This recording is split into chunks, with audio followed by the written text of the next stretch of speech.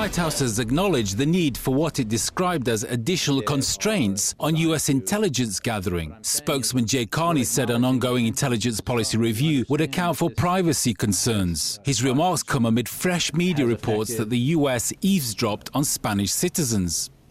If we're going to keep our citizens and our allies safe, we have to continue to stay ahead of these changes, and that's what our intelligence community has been doing extraordinarily well.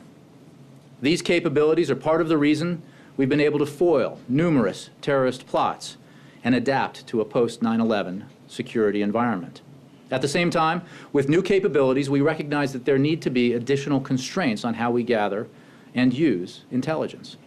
And it's in the context of this dynamic technology environment that the President has directed us to review our surveillance capabilities.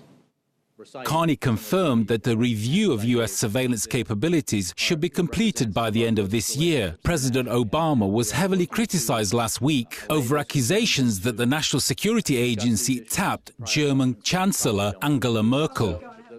Carney's comments come as European lawmakers began a visit to Washington to gather more information on the mass surveillance efforts by the NSA. Germany, Spain, France and Italy are among the European allies demanding answers. The visiting European Parliament members said trust across the Atlantic had been broken. I think confidence is damaged.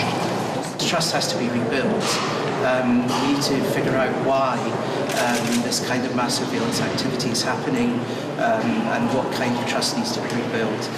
But one expert said being more open about priorities would help. Well, what we could do is we could be a little more open with them about what our intelligence priorities are. And if they saw the priorities, which there's a list of things that the U.S. collects against, and it's terrorism, proliferation, Iran, China, Russia, North Korea, things like that.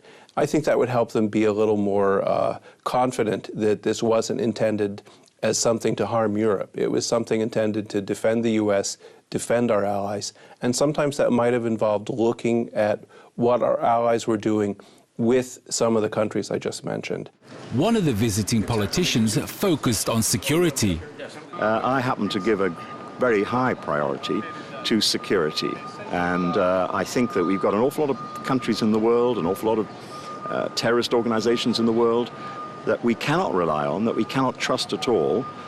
They are very dangerous and they're threatening to us. And frankly, we need to have intelligence agencies working to protect our citizens from threats from outside.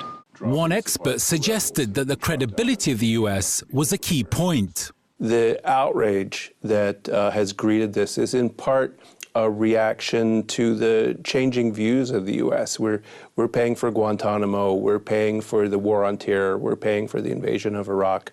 The legitimacy that we had, the credibility that we had a decade ago is a little tattered, and that means the Europeans look at us in a different way. They're a little more hostile, and that's what we have to get ahead of. That's what we have to deal with. German Chancellor Angela Merkel is also sending intelligence officials to Washington to demand answers to claims her phones were tapped for a decade.